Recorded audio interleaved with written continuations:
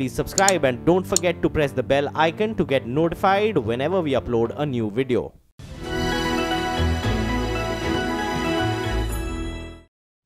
UP के बुलंदशहर में बड़ी संख्या में कांवड़िए पुलिस की एक गाड़ी को घेरकर उसमें तोड़फोड़ मचाने लगे। दावा किया जा रहा है कि इन लोगों ने पुरानी रंजिश के मामले में बदला लेने के लिए हंगामा किया, जिसकी सूचना मिलने पर मौके पर पहुंची पुलिस को कांवड़ियों ने घेरकर उनकी गाड़ी में तोड़फोड़ शुरू की। हालांकि एक पुलिसकर्मी ने कांवड़ियों को रोकने की कोशिश की, लेकिन उनकी ये कोशिश नाकाम हुई। तोड़फोड़ के दौरान कुछ पुलिस वाले गाड़ी में सवार थे, जो कांवड़ियों से खुद को घिरता देख मौके से भाग निकले। इस मामले में पुलिस ने 50 अज्ञात लोगों के खिलाफ केस दर्ज किया है। देखिए, वो जो झगड़ा है उसका कांवड़ से कोई लेना देना नहीं है।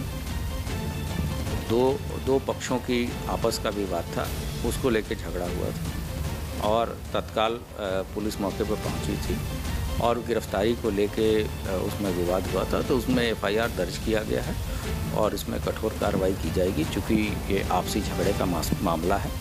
लेकिन कांवड़ के दौरान ये मामला हुआ है, तो इसलिए कुछ लोग इसको कांवड़ की से हुई घटना को जोड़ रहे हैं, जबकि ये घटना पूरी तरीके से दो पक्षों का आपसी विवाद है। ये ज़रूर है कि उसमें से एक पक्ष के कुछ लोग कांवड़ से लौट रहे थे, तो उस ड्रेस में दिख रहे हैं, तो पुलिस इसमें निष्पक्ष कार्रवाई करेगी और इसको दो पक्षों की।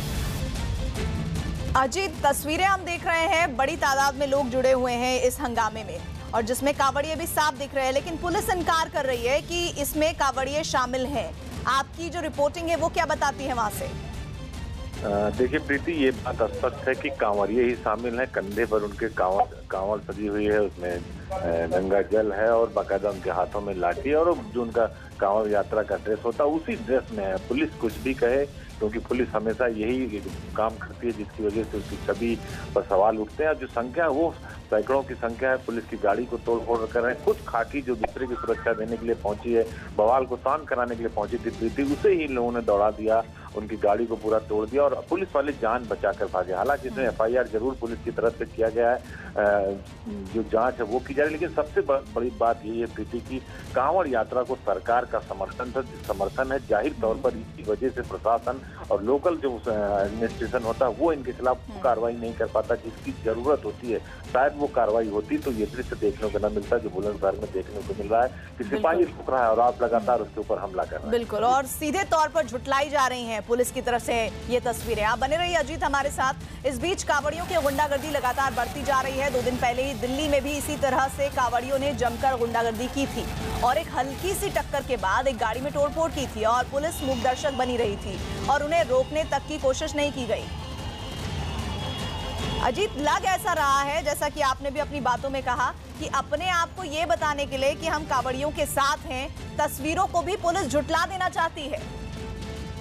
बिल्कुल, आपने सही कहा कि जो दिख रहा है उसे आप मानने को तैयार नहीं है। यही वजह है कि आप प्रशासन संभाल नहीं पा रहे हैं, आपसे जो व्यवस्था है वो संभाल नहीं रही है और वो खुलेआम जिनके ऊपर मुख्यमंत्री और बड़े बड़े अफसर फूल बरसाते हैं वो पुलिस के ऊपर लाठी बरसा रहे हैं। इससे बड़ी शर्मनाक चीज कोई नहीं हो सकती कि आप कानून में हाथ लेने वालों को कुछ नहीं कर पा रहे हैं। और पलट के बयान आ रहा है डीजी का कि वो कांवड़ यात्री नहीं थे। उनके हाथ में आप देख सकते हैं कि उनके हाथ में कांवड़ यात्रा है, बाकायदा सजा हुआ है, उसी ड्रेस में है जिस ड्रेस में कांवड़िए होते हैं और पुलिस की गाड़ी पर हमला कर रहे हैं। दिल्ली में आपने देखा 1 दिन पहले और फिर उत्तर प्रदेश में आपने देखा। अब तस्वीरों में सीधे दिख रहा है कांवड़िए है, लेकिन फिर भी पुलिस अपने बयान से मुकर रही है। शायद यही वजह है कि पुलिस हर जगह फेल होती है, क्योंकि जो सच बात होती है उसे स्वीकार नहीं कर पाती, क्योंकि सरकार का समर्थन पुलिस के साथ नहीं बल्कि कांवड़ियों के साथ। इस उत्पात में कांवड़िए तो शामिल है ही, अब कटघरे में साथ पुलिस भी खड़ी हो रही है। ऐसी दलील देनी ही क्यों पड़ रही है अजीत पुलिस को? बिल्कुल, आपने सही कहा कि ऐसी दलील पुलिस को क्यों देनी पड़े, क्योंकि उन्हें पता है कि गवर्नमेंट जो है वो कांवड़ियों के साथ है। और इस सावन मास में खुद मुख्यमंत्री ने कहा था कोई 100 यात्रा नहीं है, शिव जी की बारात है जिसमें ढोल भी बजेंगे, नगारे भी बजेंगे, लेकिन यहाँ लाठी बज रही है, वो भी पुलिस के ऊपर बज रही है, खाकी पर बज रही है, गाड़ी सरेआम तोड़ी जा रही है। तो निश्चित तौर पर पुलिस बैकफुट पर है और यही वजह है कि ये उपद्रव देखने को मिल रहा है और ऐसी चीजें सामने आ रही है। नहीं, ये बोला जा रहा है पुलिस की तरफ से पुरानी रंजिश का मामला है। जरा विस्तृत में बताइए कि कौन सी पुरानी रंजिश का मामला है जिसमें कांवड़िए होने की मौजूदगी वो इनकार कर दे रहे हैं। बिल्कुल, देखिए पुरानी रंजिश का मसला जरूर है, वो सामने बात निकल कर आई थी और उसमें जो कांवड़ यात्रा ले जा रहे थे उन्हीं के दो पक्षों में बवाल हुआ। किसी गांव के बहुत सारे कांवड़िए निकल रहे थे, दो पक्ष के थे, उसमें से आपस में मारपीट हुई। पहले संख्या 4 से 5 थी, धीरे धीरे बढ़ती है सैकड़ों में हो गई। उसके बाद डायल 100 को सूचना जाती है, पुलिस पहुंची और फिर ये सारे कांवड़िए मिलकर पुलिस पर हमला कर देते हैं। तो रंजिश होना एक दूसरी बात है और कांवड़ियों में ही आपस में टकराव हुआ है, झगड़ा हुआ है। अब पुलिस इस पूरे मामले को घुमाना चाहती है और ये बताना चाहती है कि इसमें कांवड़ यात्री नहीं थे या आम लोग थे, आम लोगों का झगड़ा हुआ। लेकिन तस्वीरें सब कुछ बयां कर रही हैं, सब कुछ बता रही हैं कि कांवड़ियों ने ही हमला किया है काशी पर और कांवड़ियों ने ही उपद्रव मचाया। अजीत, शुक्रिया। और बीजेपी से लगातार रिएक्शन भी इस मामले पर आ रहे हैं, क्या कह रहे हैं वो, आइए सुनिए। प्रदेश में पहली घटना ये रिपोर्ट हुई है जो आप बुलंदशहर की घटना का जिक्र कर रहे हैं। इस बार इतने बेहतर इंतजाम थे, माननीय मुख्यमंत्री जी ने खुद ही मॉनिटर किया है और इस तरह का इंतजाम किया है कि ना तो कांवड़ियों को दिक्कत हो और ना जो रोज चलने वाले जो यात्री हैं, लोग हैं, उनको दिक्कत किसी तरह की हो। एक घटना हुई है, उसको फौरन काबू में किया गया, पुलिस के अधिकारी मौके पर पहुंचे, सामंजस्य स्थापित करके वहाँ कानून व्यवस्था सुदृढ़ कराई गई और कोई भी व्यक्ति हो, आम इंसान हो या कोई भी हो, किसी को भी कानून हाथ में लेने का अधिकार नहीं है। निश्चित तौर पर जो कानून के साथ कोई ऐसा करेगा तो उसमें कानून अपना काम करेगा। ये दो लोगों का आपस का मामला है, इसमें जो भी कांवड़ के वेश में हैं ये लोग इसके साथी हैं पप्पू के, जिनकी पहचान कर ली गई है।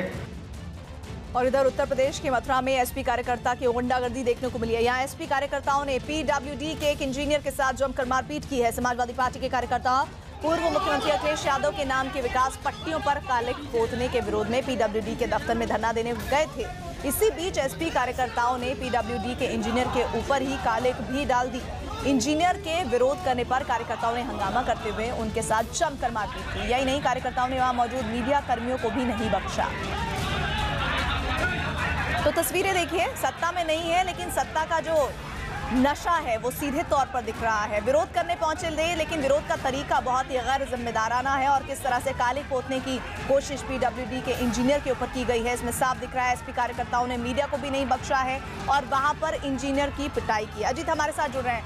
अजीत, सत्ता में नहीं है तब इतना गुरूर है? निश्चित तौर पे आपने कहा कि सत्ता में नहीं है फिर भी इतना गुरूर है। सफाइयों का जो चरित्र है वो गुंडागर्दी का ही है और वो खुद मथुरा में देखने को मिला है कि इंजीनियर के दफ्तर में पहुंच जाते हैं, मारपीट करते हैं, कुछ स्याही, कालिक स्याही उनके ऊपर डाल देते हैं और बवाल होता है। जो मीडिया कर्मी है उनके साथ भी बदसलूकी करते हैं और जब पुलिस पहुंचती है तो ये सफाई वहां से भाग खड़े होते हैं। लेकिन सवाल यही है, क्या यूपी में कानून व्यवस्था नाम की चीज नहीं रह गई या फिर समाजवादी पार्टी अपना चरित्र दोहरा रही है? तो निश्चित तौर पर ये कहा जाएगा कहीं न कहीं ऐसे कृत्य उनके चरित्र पर दाग तो लगाते ही हैं और उनके दामन पर भी सवाल खड़े करते हैं। लेकिन सवाल ये भी, क्या प्रशासन के लोग वहां नहीं पहुंचे थे? 1 घंटे तक ये उत्पात चलता रहा, कालिक बोर्ड पर पोती जाती रही, अफसरों के ऊपर स्याही जाती रही, उसकी सूचना डीएम और एसपी को दी गई। तो प्रशासन क्यों नहीं पहुंचा समय से? जब पहुंचा, जब सफाई जा चुके थे गुंडे कर स्याही डालकर। शुक्रिया जी। जम्मू कश्मीर के श्रीनगर में 7वें वेतन आयोग की सिफारिशें लागू करने की मांग को लेकर सरकारी शिक्षकों ने सड़कों पर प्रदर्शन किया है। पुलिस ने प्रदर्शनकारी टीचरों को रोकने के लिए वाटर कैनन का इस्तेमाल कर हालात पर काबू पाया।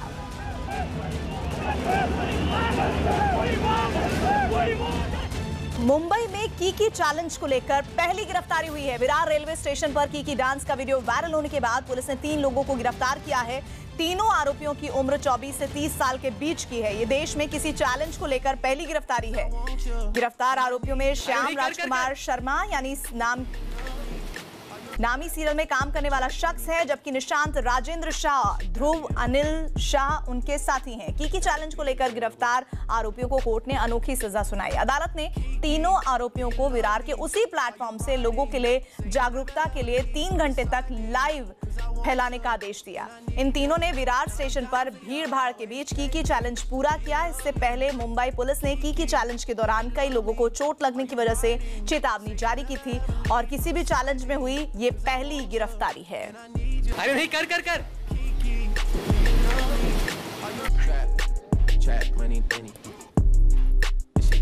तो कीकी चैलेंज जो इंटरनेशनल तरीके से बहुत पॉपुलर हो रहा है और लोग अलग अलग तरीके से चलती हुई गाड़ी से बाहर निकलते हैं और डांस करते रहते हैं और इसमें लगातार हादसे भी हुए और इसी के मद्देनजर चेतावनी जारी की गई थी कि अगर इस तरह से किसी को भी करते हुए देखा गया तो उसकी गिरफ्तारी मुमकिन है।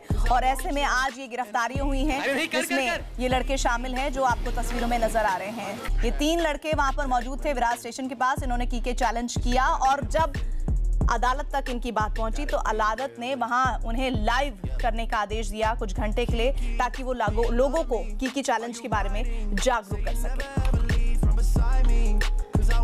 अमेरिका के कैलिफोर्निया में एक बुजुर्ग सिख पर हमले का वीडियो सामने आया है, जिसमें 2 लड़के मंटेका इलाके की एक सड़क पर टहल रहे एक सिख पर अचानक से हमला कर देते हैं, जिससे वो सड़क पर गिर जाते हैं। दोनों लड़के बुजुर्ग सिख पर लाते बरसाते हैं। इस हमले में उनकी पगड़ी भी गिर जाती है। आरोपी इससे भी नहीं मानते और एक लड़का वापस आकर सिख पर फिर लातों से वार करता है, थूक कर चला जाता है। पीड़ित सिख की पहचान 71 साल के साहिब सिंह के तौर पर हुई है। वहीं पुलिस ने इस घटना को रंगभेदी हमला मानते हुए दोनों आरोपियों को गिरफ्तार कर लिया है। खास बात यह है कि गिरफ्तार आरोपियों में एक यूनियन पुलिस के मुखिया का बेटा है।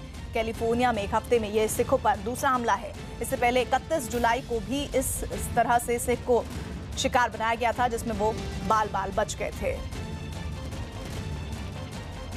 तो ये वीडियो सामने आया है जिसमें 71 साल के एक बुजुर्ग को किस तरह से 2 लड़कों ने परेशान किया है। उनकी पगड़ी तक इस हमले में उतर गई है और उन पर थूक कर वो वहां से चले गए हैं। और ये कहा जा रहा है कि इनमें से एक पुलिस वाले का बेटा है। हाल फिलहाल में कैलिफोर्निया में हुई सिखों पर यह दूसरी वारदात है जिसमें उन्हें निशाना बनाया गया है।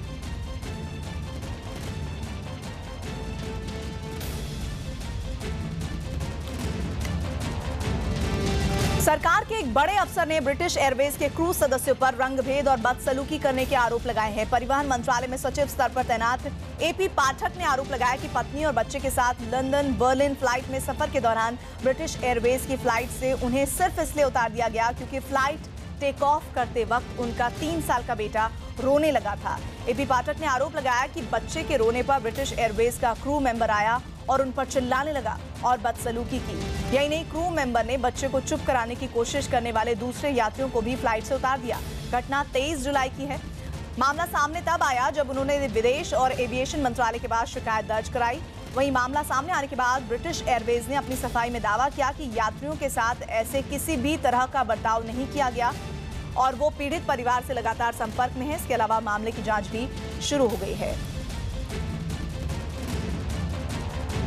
इन लोगों ने इतना गंदा बिहेवियर किया और बोला कि शट अप, सिट डाउन। मैंने उसको इंग्लैंडर को बोला कि ये बिहेवियर है, you speak like this because my husband is bureaucrat. I give you complaint bureaucrat my boss साहब। हम देंगे अपने इंडिया में जाके कंप्लेन आप लोग, पर किसी ने नहीं सुना। बच्चा अभी तक हमारा बेटा है, आप उसका पिक्चर भी दिखाइएगा। उस बच्चे का पिक्चर मैं दूंगी आपको। इतना इनोसेंट बच्चा है, वो कभी रोता ही नहीं। इतना स्मॉल चाइल्ड के साथ इतना गंदा बिहेवियर वो अभी तक सहमा हुआ है। अभी हम कॉमन जैसे डोमेस्टिक एयरलाइंस में भी कहीं जाना था तो बच्चा मेरा नो नो मम्मा नो नो कर रहा है। दीव में छुट्टियां मनाने गई एक महिला पैराग्लाइडिंग करते वक्त हादसे का शिकार हो गई। पैराग्लाइडिंग के दरमियान हादसा तब हुआ जब महिला काफी ऊंचाई पर थी, तभी रस्सी टूट गई और महिला तेजी के साथ जमीन पर आ गिरी। हालांकि इस हादसे में महिला के साथ मौजूद कर्मचारी ने महिला को बचा लिया, लेकिन महिला को बचाने के दौरान कर्मचारी की पसलियां टूट गई। पैराग्लाइडिंग के दौरान महिला के परिवार वाले उसका वीडियो बना रहे थे, जिस वजह से पूरी घटना कैमरे में रिकॉर्ड हो गई। बताया जा रहा है कि गाजियाबाद की रहने वाली महिला अपने परिवार के साथ छुट्टी मनाने दीव गई थी जब यह हादसा हुआ। तो दीव में छुट्टियां मनाने गई एक महिला पैराग्लाइडिंग करते हुए हादसे का शिकार हुई है। पैराग्लाइडिंग करते वक्त जब महिला काफी ऊंचाई पर थी, देखिए तस्वीरें कितनी खतरनाक हैं, तभी रस्सी टूट गई और महिला तेजी के साथ जमीन पर आ गिरी। हालांकि राहत की बात यह रही कि महिला के साथ मौजूद कर्मचारी ने महिला को तो बचा लिया, लेकिन इस पूरी घटना का दुखद पहलू ये रहा कि महिला को बचाने के दौरान कर्मचारी की पसलियां टूट गई। पैराग्लाइडिंग के दौरान महिला के परिवार वाले वीडियो बना रहे थे और ये पूरा हादसा उस वीडियो में कैद हो गया। यूपी के बरेली में आपसी विवाद के बाद 2 गुटों के बीच जमकर मारपीट हुई है। मारपीट के दौरान एक महिला ने बीजेपी अल्पसंख्यक मोर्चे के नेता रईस अहमद की लात घूंसों से जमकर पिटाई की है और फिर महिला ने बीजेपी नेता पर छेड़छाड़ का आरोप लगाकर थाने में शिकायत की। दरअसल नवाबगंज के रहने वाले रईस अहमद की महिला के बेटे से किसी बात पर कहासुनी हो गई थी, जिसकी जानकारी मिलते ही महिला ने बीजेपी नेता की पिटाई कर दी। मारपीट के बाद अब दोनों पक्षों ने थाने में रिपोर्ट दर्ज करवाई है।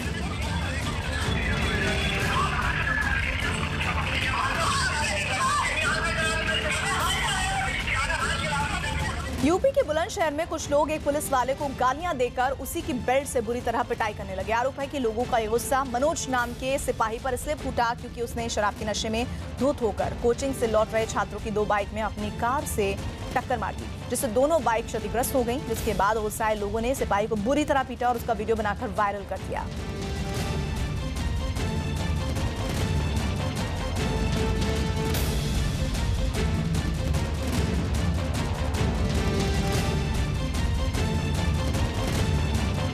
मराठा आंदोलन को लेकर बुलाए गए बंद के दौरान पुणे में आंदोलनकारियों ने जिलाधिकारी के दफ्तर में तोड़फोड़ की है। प्रदर्शनकारियों ने कंपनी के दफ्तर पर पथराव किया और कर्मचारियों को घर जाने की धमकी दी। घटना को कवर कर रहे पत्रकारों के साथ भी आंदोलनकारियों ने मारपीट की, जबकि सोलापुर में युवकों ने अपने खून से शिवलिंग का अभिषेक किया। मराठा आरक्षण की मांग को लेकर पुणे, अमरावती, औरंगाबाद, नागपुर, रत्नागिरी और लातूर में बंद का असर दिखाई दिया।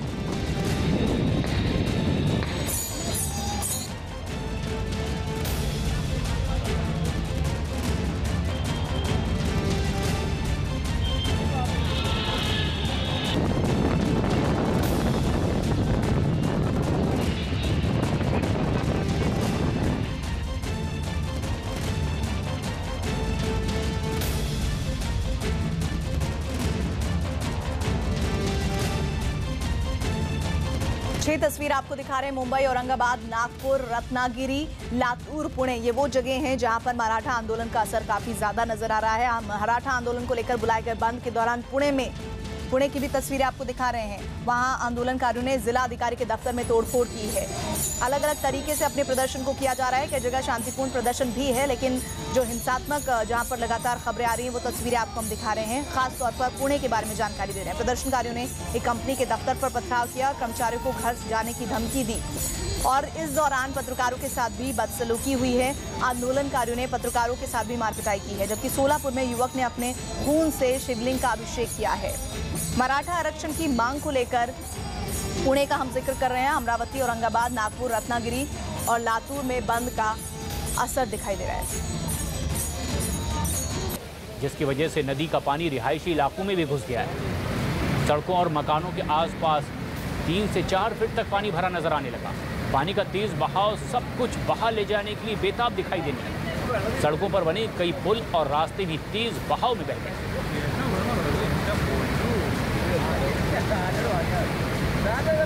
लगातार बारिश और बाढ़ के बाद जनजीवन बुरी तरह से प्रभावित हुआ है। नदी का पानी अब अपनी सीमाएं तोड़ता हुआ रिहायशी इलाकों में घुस गया है। केरल के कोझिकोड की ये तस्वीरें आप देख रहे हैं, जहां बड़ा नुकसान लोगों को उठाना पड़ रहा है। लोगों की फसल बर्बाद हो रही है, कई पेड़ पौधे टूटे हुए हैं। रिहायशी इलाकों में पानी घुसने की वजह से लोग सुरक्षित स्थानों पर जाने के लिए मजबूर हैं।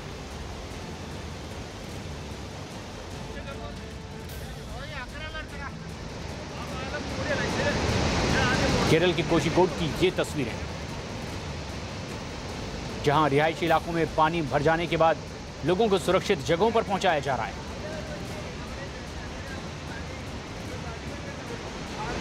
सड़क पर 3 से 4 फीट तक पानी भर गया। खास बात यह भी कि रिहायशी इलाकों में घुसा ये पानी तेज बहाव में सब कुछ बहाने को तैयार दिखाई दे रहा है। वहीं केरल के इडुक्की इलाके में भी जमीन खिसकने से बड़ी तबाही सामने आई है। वहां के हालात इतने बिगड़ गए हैं कि मदद के लिए सेना को तक बुलाना पड़ा है।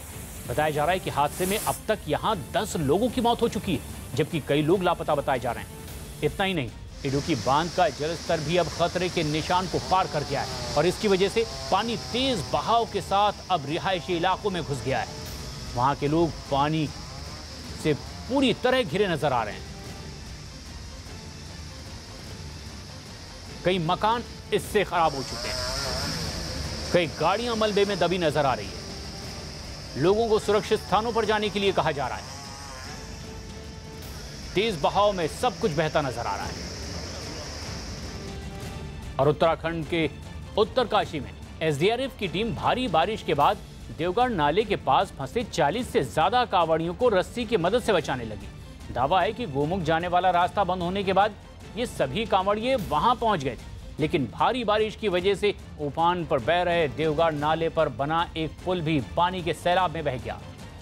जिससे गोमुख से लौट रहे 40 से ज्यादा कांवड़ियों की जान पर खतरा बनाया। कांवड़ियों को बचाने के लिए एसडीआरएफ की टीम ने भी रेस्क्यू ऑपरेशन शुरू कर दिया। सबसे पहले बचाव दल के लोगों ने देवगाड़ नाले पर एक कच्चा पुल बनाया और इसके बाद वहां फंसे लोगों को बचाने के लिए उस पुल पर एक रस्सी बांध दी गई, जिसे पकड़कर लोग नाला पार करने लगे।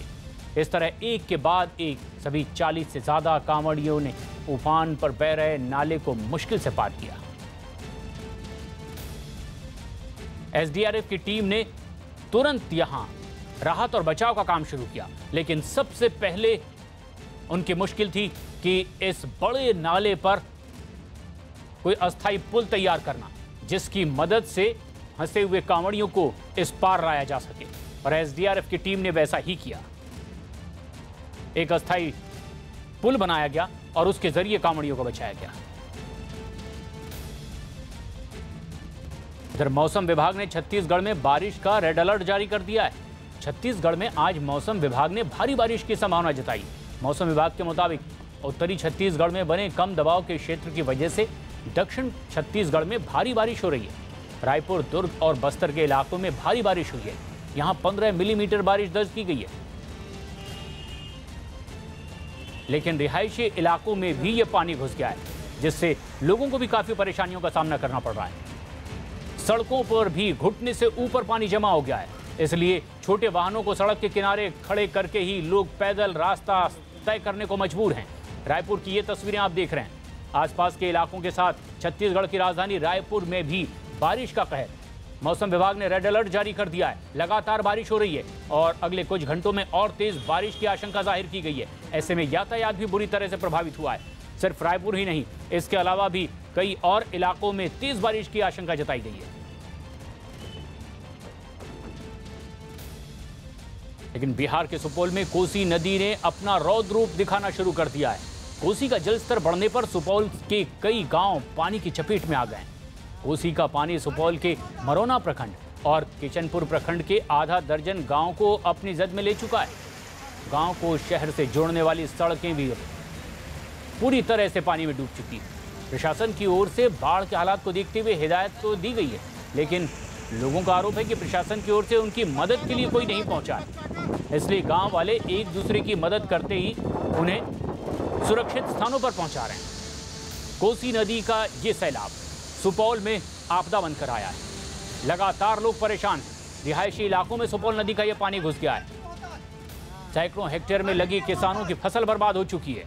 रिहायशी इलाकों में पानी घुसने की वजह से लोग सुरक्षित स्थानों पर जाने को मजबूर हैं। लेकिन आरोप ये भी है कि प्रशासन की ओर से पर्याप्त सुविधाएं इन्हें नहीं मिल रही, ताकि ये सुरक्षित अपने परिवार के साथ किसी दूसरी जगह पर जा सके।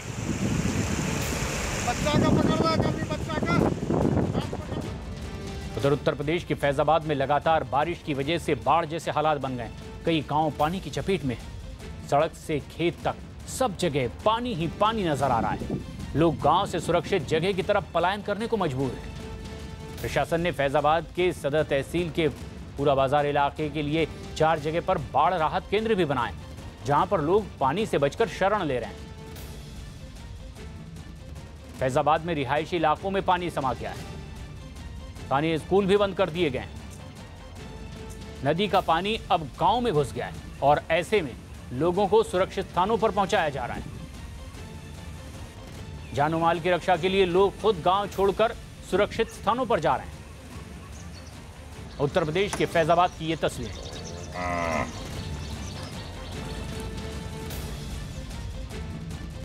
उत्तराखंड में देहरादून के एक गांव में भारी बारिश के बाद सोंग नदी का पानी गांव में घुस गया है। नदी का पानी गांव में आते ही पूरा गांव नदी में तब्दील नजर आया और पूरे गांव में दूर दूर तक केवल पानी ही पानी दिखाई दे रहा है।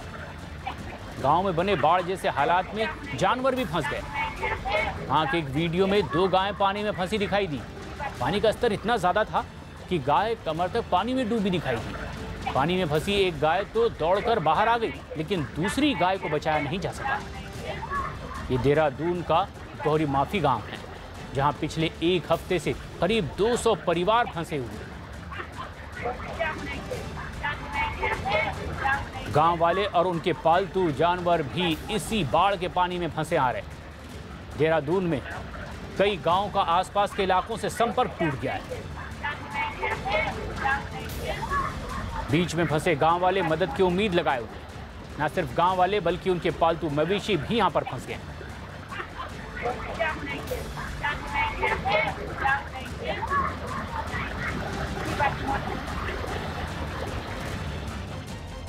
तो जम्मू कश्मीर के सांबा में बच्चों को स्कूल भेजने के लिए उनके माता पिता खतरे के निशान के ऊपर बह रही एक नदी को पार करने लगे।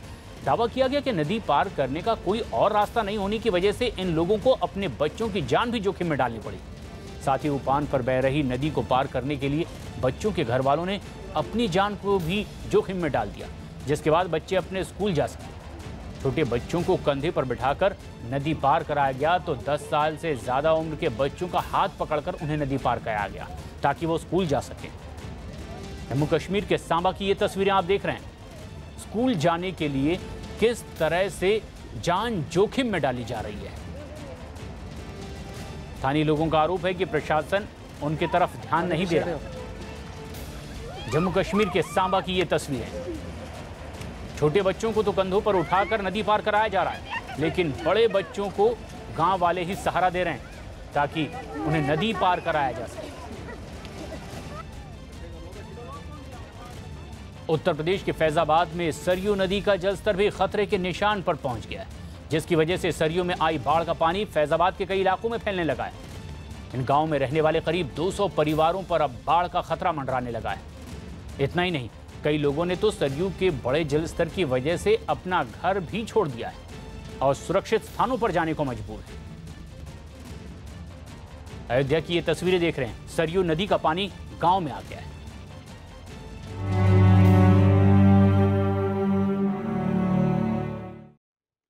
जम्मू कश्मीर के गुरेज में मंगलवार को ही मुठभेड़ में शहीद हुए 4 जवानों का आज अंतिम संस्कार कर दिया गया। इसमें शहीद मेजर कौस्तुभ प्रकाश राणे, राइफलमैन हमीर सिंह, राइफलमैन मनदीप सिंह रावत और गनर विक्रमजीत शामिल हैं। गुरेज में शहीद हुए इन चारों जवानों ने आतंकियों के घुसपैठ की कोशिश को नाकाम कर दिया था और मुठभेड़ में 2 आतंकियों को भी मार गिराया गया। जम्मू कश्मीर के बांदीपुरा जिले के गुरेज इलाके में घुसपैठ की कोशिश कर रहे आतंकियों से इन जवानों की भारी मुठभेड़ हुई, जिसमें गोलियां लगने से ये लोग गंभीर रूप से घायल हो गए थे, जिसके बाद सभी को अस्पताल में भर्ती करवाया गया था, लेकिन इलाज के दौरान किसी को बचाया नहीं जा सका।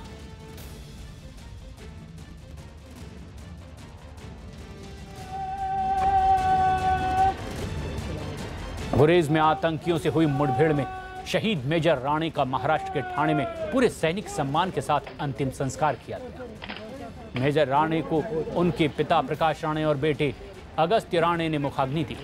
इस भावुक मौके पर शमशान स्थल पर अंतिम संस्कार के दौरान शहीद मेजर राणे की पत्नी और परिवार के दूसरे सदस्य रोते बिलखते नजर आए, जबकि शमशान स्थल पर बड़ी संख्या में मौजूद लोगों ने भारत माता की जय और वंदे मातरम के साथ साथ पाकिस्तान मुर्दाबाद के भी नारे लगाए।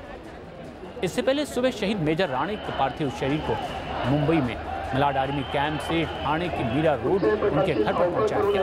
घर पर शहीद मेजर को श्रद्धांजलि देने के लिए सुबह से ही करीब 10 बजे उनकी अंतिम यात्रा शुरू हुई और इसमें बड़ी संख्या में लोग शामिल हुए। इस दौरान सड़कों पर फूल बिछा दिए गए। लोगों ने शहीद मेजर राणे की शहादत को नमन करते हुए नारे लगाए।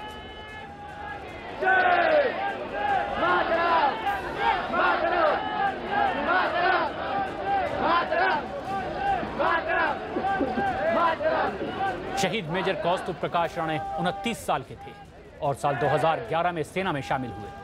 ठाणे में रहने वाले मेजर राणे के परिवार में उनकी पत्नी और एक बेटा है।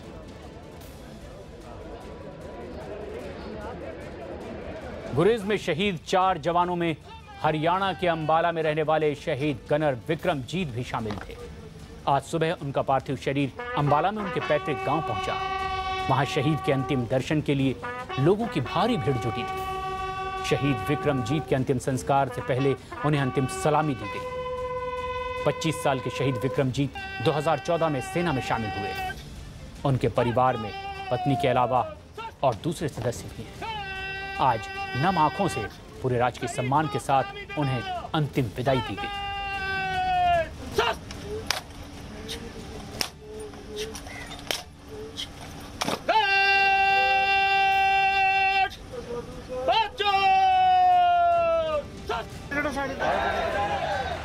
जम्मू कश्मीर के गुरेज सेक्टर में ही आतंकियों की घुसपैठ की कोशिश को नाकाम कर शहीद हुए जवानों में उत्तराखंड के शहीद राइफलमैन हमीर सिंह पोखरियाल भी थे। 27 साल की उम्र में शहादत को गले लगाने वाले हमीर सिंह का पार्थिव शरीर जब ऋषिकेश पहुंचा तो वहां मौजूद लोगों ने शहीद हमीर अमर रहे के नारे लगाए, शहीद को नम आंखों से श्रद्धांजलि दी। इस दौरान लोगों ने पाकिस्तान के खिलाफ गुस्से का भी इजहार करते हुए पाकिस्तान मुर्दाबाद के नारे लगाए। शहीद हमीर का अंतिम संस्कार पूरे सैनिक सम्मान के साथ पूर्णानंद घाट पर किया गया। एक बार आर पार की लड़ाई हो ताकि हम उन्हें 7 दिन में उनका पस्त कर सके, उन्हें नाके चने दबा सके। ज़्यादा क्या बोलूँ, लड़का मेरा शेर था, पूरी सेना हमारी शेर है, पर फौज को खुला छूट दे जाए। ये नहीं कि एलओसी में पाकिस्तान की तरफ से फैर होता है, बोलता हम जवाबी कार्रवाई दे रहे हैं। नहीं, जवाबी कार्रवाई ऐसी नहीं होगा, सीधा अटैक। कब तक ऐसा होगा? कम से कम साल में 400-500 तो हमारी भारतीय सेना के जवान शहादत दे चुके हैं, वो देते हैं। ऐसा कभी नहीं होना चाहिए। शहीद के परिजनों की आंखें नम हैं, लेकिन वो गर्व भी महसूस कर रहे हैं। इसी तरह गुरेज में शहीद हुए राइफलमैन मनदीप सिंह का परिवार उत्तराखंड के कोटद्वार में रहता है। उनका पार्थिव शरीर जब उनके गांव पहुंचा तो परिवार में मातम पसर गया। 26 साल के शहीद राइफलमैन मनदीप सिंह 2012 में सेना से जुड़े। उनकी शहादत के बाद परिवार में उनकी मां और दूसरे सदस्य गमगीन नजर आए, लेकिन पूरे राजकीय सम्मान के साथ उनका अंतिम संस्कार किया गया।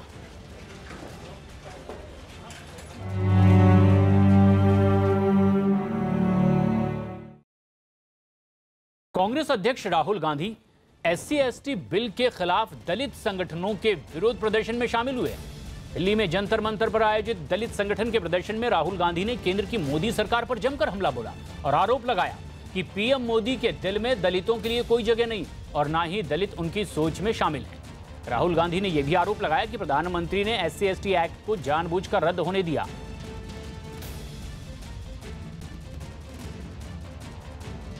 नरेंद्र मोदी जी ने लिखा था कि दलितों को सफाई करने से धार्मिक आनंद मिलता है। ये पंक्तियां नरेंद्र मोदी जी की विचारधारा, उनकी थिंकिंग पर रोशनी डालती हैं। नरेंद्र मोदी जी सोच है कि हिंदुस्तान के भविष्य में दलितों की कोई जगह नहीं होनी चाहिए। नरेंद्र मोदी जी बीजेपी और आरएसएस चाहते हैं कि चाहे वो शिक्षा हो, चाहे वो प्रगति हो, दलितों की जगह नहीं बननी चाहिए। लेकिन राहुल गांधी के इस आरोप के बाद बीजेपी अध्यक्ष अमित शाह ने राहुल गांधी पर पलटवार करते हुए ट्वीट किया और लिखा, पीएम मोदी ने SC/ST एक्ट, ओबीसी कमीशन और पंचतीर्थ को मजबूत करने जैसे कई काम किए, जबकि कांग्रेस की विरासत दलित नेताओं के अपमान, मंडल के विरोध और ओबीसी कमीशन को रोकने की रही। दिल्ली के जंतर मंतर में दलित संगठनों के SC/ST एक्ट को लेकर चल रहे विरोध प्रदर्शन के बीच राज्यसभा ने भी SC/ST संशोधन बिल को पास कर दिया। लोकसभा इस बिल को पहले ही पास कर चुकी है। सुप्रीम कोर्ट के फैसले के बाद SC/ST एक्ट कमजोर हुआ मानकर इसके बाद इसे फिर से मजबूती देने के लिए मांगे उठी और राज्यसभा से पास होने के बाद ये बिल वापस अपने मूल रूप में लौट आया। सुप्रीम कोर्ट ने एक बड़ा फैसला देते हुए इस बिल में बिना FIR जांच के FIR दर्ज करने और अग्रिम जमानत को लेकर रियायत दे दी।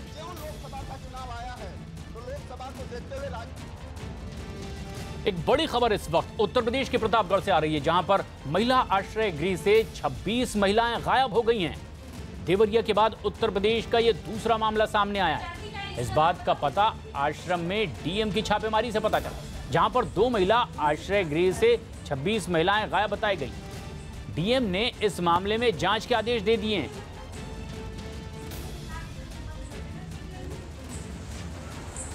आप यहीं रहिए अभी अंदर।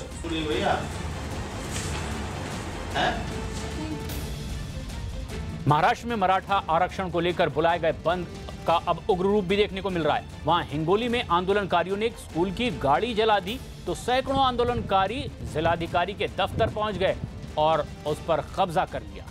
इस दौरान आंदोलनकारियों ने झंडे लहराकर सरकार के खिलाफ जमकर नारेबाजी की और कई रास्तों पर चक्का जाम कर दिया। हिंगोली की ये तस्वीरें आप देख रहे हैं। मराठा आरक्षण की मांग को लेकर आंदोलन लगातार जारी है। बावजूद इसके कि महाराष्ट्र के मुख्यमंत्री देवेंद्र फडणवीस ने कहा है कि वो भी आरक्षण के पक्ष में हैं और कानून सम्मत आरक्षण प्रदान किया जाएगा। बावजूद इसके मराठा आरक्षण को लेकर यह आंदोलन लगातार महाराष्ट्र के कई इलाकों में दिखाई दे रहा है। आज मराठा आरक्षण की मांग को लेकर कई मराठा संगठनों ने बंद का ऐलान किया था और उसके बाद ये हिंसक वारदातें भी महाराष्ट्र के कई इलाकों में देखने को मिली है। हिंगोली की यह तस्वीर जहां स्कूल की एक गाड़ी को आग लगा दिया गया। अभिषेक पांडे हमारे सहयोगी फोन लाइन पर मौजूद हैं।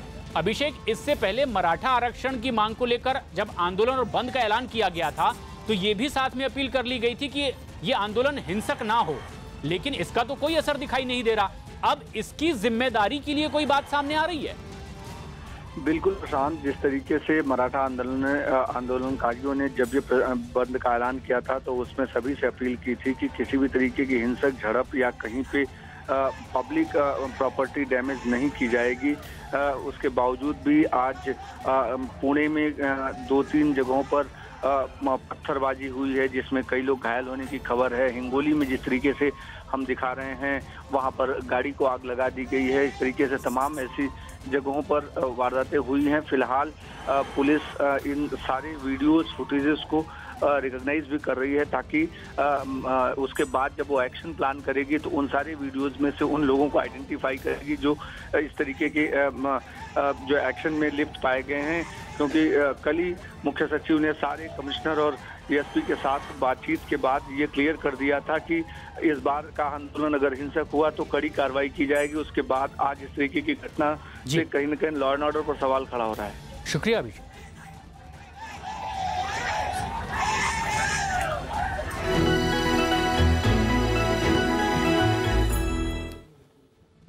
उत्तर प्रदेश के बुलंदशहर में बड़ी संख्या में कांवड़िए पुलिस की एक गाड़ी को घेरकर उसमें जमकर तोड़फोड़ करने लगे। दावा किया जा रहा है कि इन लोगों ने पुरानी रंजिश के मामले में बदला लेने के लिए हंगामा किया, जिसकी सूचना मिलने पर मौके पर पहुंची पुलिस को कांवड़ियों ने घेर लिया और उनकी गाड़ी में तोड़फोड़ शुरू कर दी। हालांकि एक पुलिसकर्मी ने कांवड़ियों को रोकने की कोशिश भी की, लेकिन उसकी ये कोशिश नाकाफी साबित हुई। तोड़फोड़ के दौरान कुछ पुलिस वाले गाड़ी में सवार थे जो कांवड़ियों से खुद को घिरता देखकर मौके से भाग निकलने में ही अपनी खैरियत समझ रहे थे। इस मामले में पुलिस ने 50 अज्ञात लोगों के खिलाफ केस दर्ज कर लिया है। देखिए, वो जो झगड़ा है उसका कांवड़ से कोई लेना देना नहीं है। दो पक्षों की आपस का विवाद था, उसको लेकर झगड़ा हुआ था और तत्काल पुलिस मौके पर पहुंची थी और गिरफ्तारी को लेके उसमें विवाद हुआ था, तो उसमें एफआईआर दर्ज किया गया है और इसमें कठोर कार्रवाई की जाएगी चूँकि ये आपसी झगड़े का मामला है। लेकिन कांवड़ के दौरान ये मामला हुआ है तो इसलिए कुछ लोग इसको कांवड़ की से हुई घटना को जोड़ रहे हैं, जबकि ये घटना पूरी तरीके से दो पक्षों का आपसी विवाद है। ये ज़रूर है कि उसमें से एक पक्ष के कुछ लोग कांवड़ से लौट रहे थे तो उस ड्रेस में दिख रहे हैं, तो पुलिस इसमें निष्पक्ष कार्रवाई करेगी और इसको दो पक्षों की ये दो लोगों का आपस का मामला है। इसमें जो भी कांवड़ के वेश में हैं ये लोग इसके साथी हैं पप्पू के, जिनकी पहचान कर ली गई है। प्रदेश में पहली घटना ये रिपोर्ट हुई है जो आप बुलंदशहर की घटना का जिक्र कर रहे हैं। इस बार इतने बेहतर इंतजाम थे, माननीय मुख्यमंत्री जी ने खुद ही मॉनिटर किया है और इस तरह का इंतजाम किया है कि ना तो कांवड़ियों को दिक्कत हो और ना जो रोज़ चलने वाले जो यात्री हैं, लोग हैं, उनको दिक्कत किसी तरह की हो। एक घटना हुई है, उसको फ़ौरन काबू में किया गया। पुलिस के अधिकारी मौके पर पहुंचे, सामंजस्य स्थापित करके वहां कानून व्यवस्था सुदृढ़ कराई गई और कोई भी व्यक्ति हो, आम इंसान हो या कोई भी हो, किसी को भी कानून का हाथ में लेने का अधिकार नहीं है। निश्चित तौर पर जो कानून के साथ कोई ऐसा करेगा तो उसमें कानून अपना काम करेगा। सिर्फ बुलंदशहर ही नहीं, कांवड़ यात्रा के नाम पर गुंडागर्दी की हरकत कुछ और जगह भी देखने मिली। 2 दिन पहले ही दिल्ली में भी इसी तरह से कांवड़ियों ने जमकर गुंडागर्दी की और एक हल्की सी टक्कर के बाद एक गाड़ी में जमकर तोड़फोड़ की गई। पुलिस मूक दर्शक यहां बनी रही। उन्हें रोकने तक की कोशिश पुलिस ने नहीं की। और ये तस्वीरें आप देख रहे हैं बुलंदशहर में हुई ये हिंसक वारदात। उत्तर प्रदेश के मथुरा में भी समाजवादी पार्टी कार्यकर्ताओं की गुंडागर्दी देखने को मिली है। यहां समाजवादी पार्टी के कार्यकर्ताओं ने पीडब्ल्यूडी के एक इंजीनियर के साथ जमकर मारपीट की। समाजवादी पार्टी के कार्यकर्ता पूर्व मुख्यमंत्री अखिलेश यादव के नाम की विकास पट्टियों पर कालिक पोतने के विरोध में पीडब्ल्यूडी के दफ्तर में धरना देने आए थे और इसी बीच समाजवादी पार्टी के कार्यकर्ताओं ने पीडब्ल्यूडी के इंजीनियर के ऊपर कालिक भी डाल दी। इंजीनियर के विरोध करने पर कार्यकर्ताओं ने हंगामा शुरू कर दिया और साथ ही साथ उनकी मारपीट भी की। इतना ही नहीं, कार्यकर्ताओं ने वहां मौजूद मीडिया कर्मचारियों को भी बख्शा नहीं। मीडिया कर्मियों के साथ भी यहां बदसलूकी देखने को मिली। मथुरा की यह तस्वीर जहां समाजवादी पार्टी के कार्यकर्ताओं का हंगामा देखने को मिला।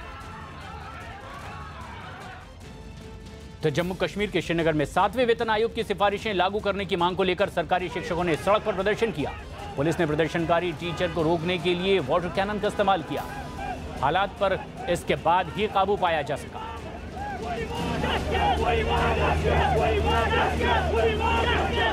श्रीनगर की ये तस्वीरें जहां 7वें वेतन आयोग की सिफारिशों को लागू करने की मांग को लेकर शिक्षक सड़कों पर उतरे, लेकिन रोकने के लिए वाटर कैनन का भी इस्तेमाल किया गया। मुंबई में किकी चैलेंज को लेकर पहली गिरफ्तारी की गई है। विरार रेलवे स्टेशन पर किकी डांस का वीडियो वायरल होने के बाद पुलिस ने 3 लोगों को गिरफ्तार कर लिया है। तीनों आरोपियों की उम्र 24 से 30 साल के बीच बताई जा रही है। कि देश में किसी भी चैलेंज को लेकर की गई पहली गिरफ्तारी मानी जा रही है। गिरफ्तार आरोपियों में श्याम राजकुमार शर्मा नामी सीरियल में काम करने वाला शख्स है, जबकि निशांत राजेंद्र शाह और ध्रुव अनिल शाह उसके साथी। किकी चैलेंज को लेकर गिरफ्तार आरोपियों को कोर्ट में अनोखी सजा भी सुनाई गई। अदालत ने तीनों आरोपियों को विरार के उसी प्लेटफॉर्म से लोगों के लिए जागरूकता के लिए 3 घंटे तक लाइव करने का आदेश दिया है। इन तीनों ने विरार स्टेशन पर ही भीड़ भाड़ के बीच में किकी चैलेंज पूरा किया था और उनका वीडियो वायरल हुआ। इससे पहले मुंबई पुलिस ने किकी चैलेंज के दौरान कई लोगों को चोट लगने की वजह से चेतावनी भी जारी की थी, लेकिन गिरफ्तारी के बाद अब कोर्ट ने इन्हें सजा दी थी। अरे नहीं, कर कर कर।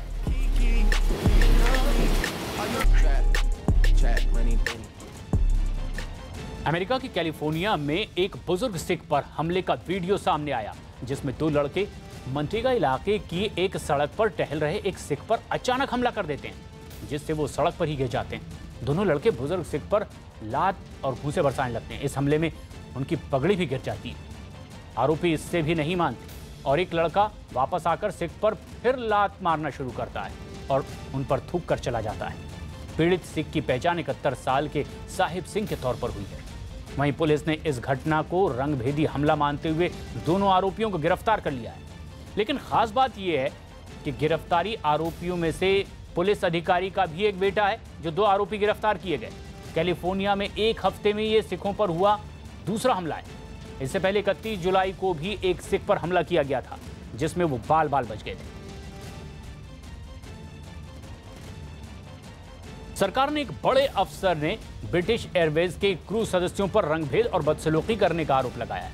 परिवहन मंत्रालय में सचिव स्तर पर तैनात एपी पाठक ने आरोप लगाया कि पत्नी और बच्चे के साथ लंदन बर्निंग फ्लाइट से सफर के दौरान ब्रिटिश एयरवेज की फ्लाइट से उन्हें सिर्फ इसीलिए उतार दिया गया क्योंकि फ्लाइट टेक ऑफ करते वक्त उनका 3 साल का बेटा रोने लगा था।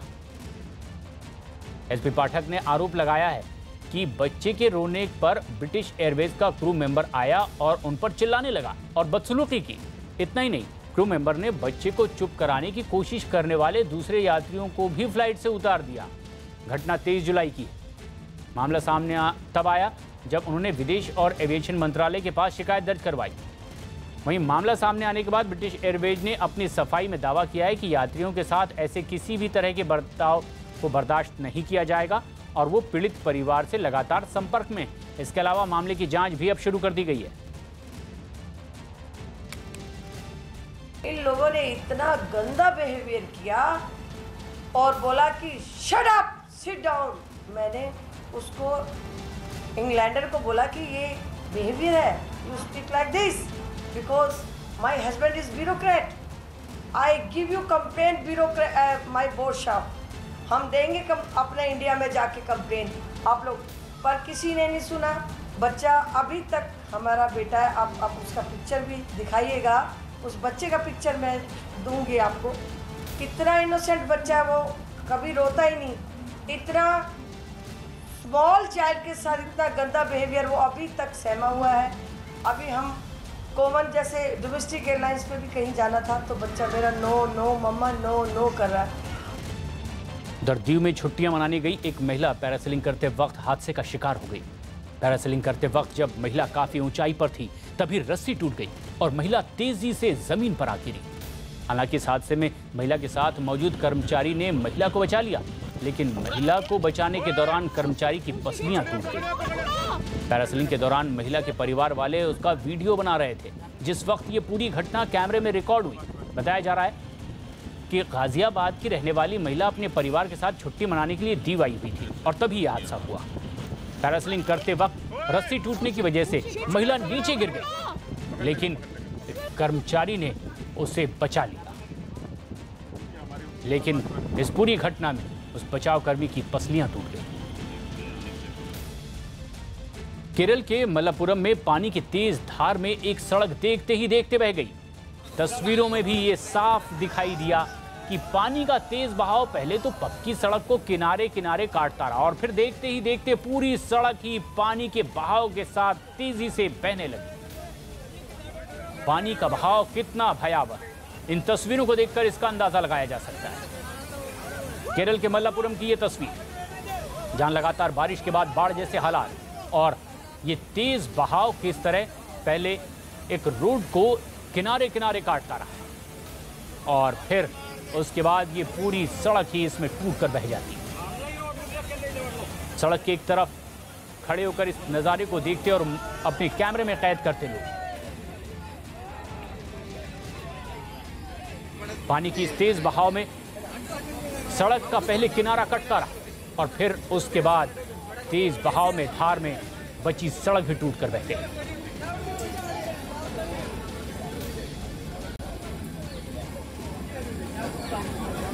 केरल के मलप्पुरम की ये तस्वीरें आप देख रहे हैं। लगातार बारिश के बाद बाढ़ की तस्वीर। एक बार फिर देखिए कि पानी का तेज बहाव किस तरह से आफत ला सकता है।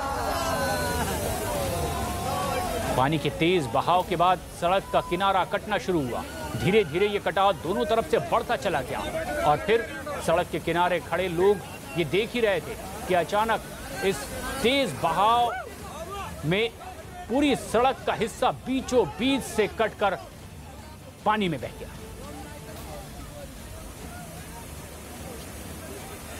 पहले तो कटाव किनारे से होता रहा, फिर दोनों छोर से ये रोड कटती चली गई और फिर कुछ ही पलों में देखते ही देखते ये सड़क बीच से दो टुकड़ों में टूट गई।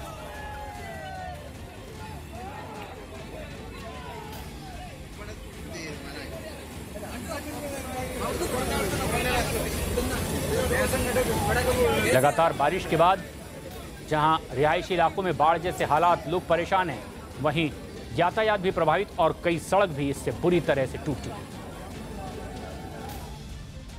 केरल के कोच्चि में पानी भरने के बाद उसे बंद कर दिया गया। पेरियार नदी में उफान के बाद एयरपोर्ट परिसर में पानी भर गया। एयरपोर्ट के अधिकारियों के मुताबिक दोपहर 1 बजे के बाद से एयरपोर्ट पर विमानों की सभी तरह से आवाजाही बंद कर दी गई है। खास इलाके में पानी भरने के बाद एहतियात के तौर पर फ्लाइट की आवाजाही बंद कर दी गई है। लेकिन ये दो तस्वीरें आप देख रहे हैं, केरल के मलप्पुरम और कोच्चि की ये तस्वीर, जहां लगातार बारिश और बाढ़ जैसे हालात के बाद सड़क यातायात प्रभावित हुआ, वहीं हवाई यातायात भी ठप हुआ है। कोच्चि में फ्लाइट्स की आवाजाही रोक दी गई है। एयरपोर्ट के पास पानी भरने की वजह से फ्लाइट्स रोक दी गई हैं, लेकिन वहीं पानी की तेज बहाव और धार में सड़क भी टूट गई।